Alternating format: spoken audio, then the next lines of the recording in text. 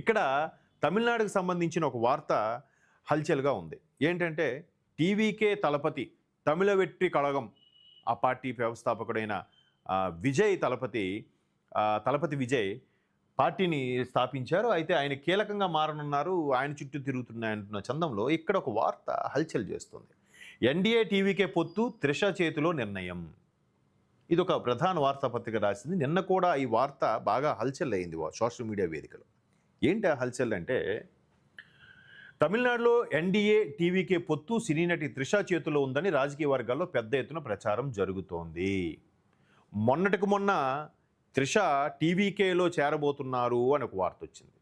అంతకుముందు టీవీకే అధినేత విజయ్కి త్రిషకి సత్సంబంధాలు ఉన్నాయని ఒక వార్త వచ్చింది.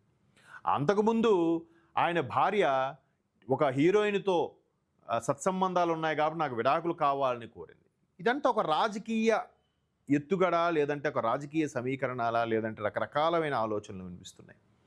తమిళనాడు రాజకీయాలు చాలా రసవత్తరంగా ఉంటాయి, మనకన్నా రసవత్తరంగా ఉంటాయి. ఎందుకంటే ఒక 5 ఏళ్ళు వీళ్ళు వస్తే ఇంకొక 5 ఏళ్ళు వాళ్ళు వస్తారు. ఎక్కడ వాళ్ళు కాంప్రమైజ్ అవ్వరు. అయితే ఇక్కడ అన్నాడీఎంకే ఏఐడిఎంకే ఏదైతే ఉందో అది కొంచెం పలచబడిన నేపథ్యంలో టీవీకే ఆ సందులో దూరే ప్రయత్నం చేస్తుంది. ఈసారి గవర్నమెంట్ ఫామ్ చేస్తుంది అనుకున్న నేపథ్యంలో ఆయన మీద చాలా విసుర్లు, చాలా విమర్శలు, చాలా రకంగా ఇబ్బంది పెట్టాలి. ఇవన్నీ చూస్తుంటే ఇప్పుడు త్రిష కీలకంగా మారబోతుంది. మరొక ప్రధాన వార్త ఏంటంటే హోంమంత్రి అమిత్ షా, కేంద్ర హోంమంత్రి అమిత్ షా గారితో త్రిష భేటీ అని కూడా ఒక వార్త వైరల్ అవుతుంది. మీరు కావాలంటే ఒక్కసారి చూడండి సోషల్ మీడియాలో. ఆల్రెడీ హోంమంత్రితో అమిత్ షా గారితో త్రిష మంత్రాలు జరుపుతున్నారు. Almost all TVK, AIADMK, BJP 3 పొత్తులో వెళ్తున్నాయని. మరొక కొంతమంది లేదు ఆ తలపతి విజయ్ ఉప ముఖ్యమంత్రి అవుతారు, ఇక్కడ పవన్ కళ్యాణ్ లాగే అంటున్నారు. కానీ తలపతి విజయ్ ముఖ్యమంత్రి అవుతారు, ఏఐడిఎంకే సంబంధించిన వ్యక్తి ఉప ముఖ్యమంత్రి అవుతారు. ఇది రాసి పెట్టుకోండి కావాలంటే. సో మొత్తం మీద త్రిష రాజకీయాల్లోకి వస్తారన్న వార్త మరొక్కసారి వార్తాపత్రికల్లో కథనం సోషల్ మీడియాలో వైరల్ అవ్వడం వేరే, ఇక్కడ వార్తాపత్రికలో వచ్చిందంటే ఎంతో కొంత డిప్పు లేనిదే పొగరాదన్న చందంగా కూడా మనం ఇక్కడ చూడొచ్చు. గత వారం ముంబైలో అమిత్ షాతో ఆమె భేటీ అని క్వశ్చన్ మార్క్ ఇచ్చాడు.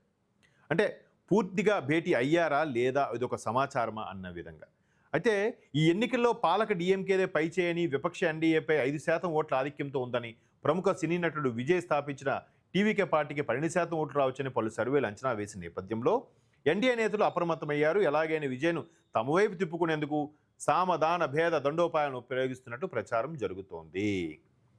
కానీ అంతకుముందు ఒక నేషనల్ మీడియా ఇచ్చిన సర్వేలో మాత్రం 35% ఓటింగు టీవీకేకు ఉంది, 26% డిఎంకేకు ఉంది, 24% ఏఐడిఎంకేకు ఉంది అని కూడా వార్తలు వచ్చాయి. మొత్తం మీద త్రిష కూడా రాజకీయాల్లోకి వస్తారా అనే దాని మీద చర్చోపచర్చలు జరుగుతున్నాయి. మరోవైపు తలపతి విజయ్ తమిళనాడు రాజకీయాల్లో కీలకంగా మారబోతున్నారు, ఖచ్చితంగా చక్రం తిప్పబోతున్నారు అనేది అన్ని వార్తాపత్రికలో ఉన్న ప్రధాన సారాంశం. ఇక్కడ అమిత్ షా గారిని త్రిష గారిని కలిశారు అనే వార్త మాత్రం పూర్తి స్థాయిలో సమాచారం లేదు. బట్ నిప్పు లేందే పొగరాదు అన్న చందంగా ఇప్పటికే సోషల్ మీడియా వేదికలో వైరల్ అవుతోంది. త్రిష గారు దేనికి ఎక్కడా స్పందించకపోవడం కూడా ఈ అనుమానాలకి తావిస్తోంది.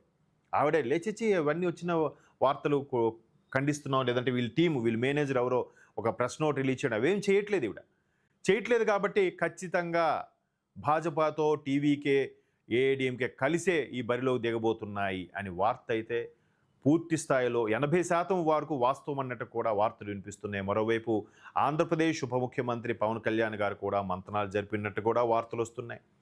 ఈ మొత్తం వ్యవహారంలో ముఖ్యమంత్రి చంద్రబాబు నాయుడు గారు స్ట్రాటజీ ప్లే చేస్తున్నారని కూడా వార్తలు వస్తున్నాయి.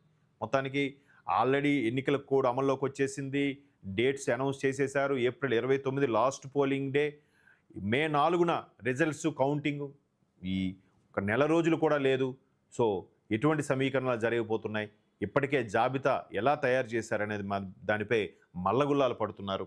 మొత్తం మీద ఇదైతే ఒక హల్చల్ జరుగుతున్న వార్త.